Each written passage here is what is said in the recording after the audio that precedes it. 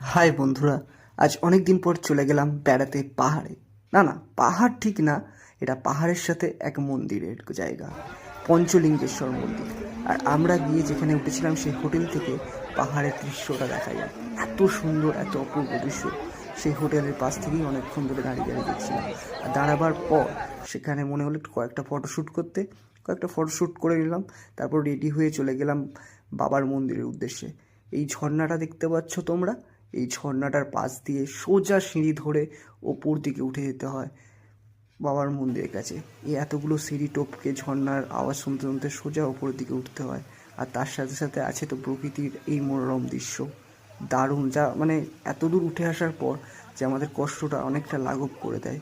যাই হোক, এখানে কিছুক্ষণ রেস্ট নেওয়ার পর এই যে সিঁড়িগুলো দেখতে পাচ্ছ, এই সিঁড়ি দিয়ে সোজা উপরে গেলাম ওপরে।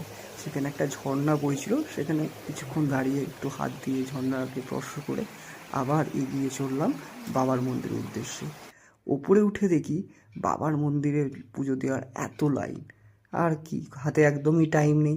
তাই কি করলাম, আর তো পুজো লাইনে দেওয়া গেল না, সোজা চলে গেলাম বাবার মন্দিরে একটু কাছে, যদি দেখা যায়, কিন্তু দেখা যায় না। যাই হোক, এখান থেকে আমি যেটুকু দেখেছি সেটুকু তোমাদেরকেও দেখাবার চেষ্টা করছি।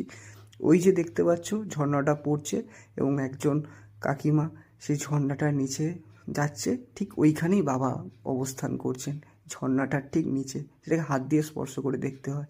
যাই হোক, এখানে মিটে যাওয়ার পর কয়েকটা গেলাম ফটোশ্যুট করতে। ফটোশ্যুট করার পর সোজা চলে এলাম নিচে ওই ঝর্ণাটার কাছে।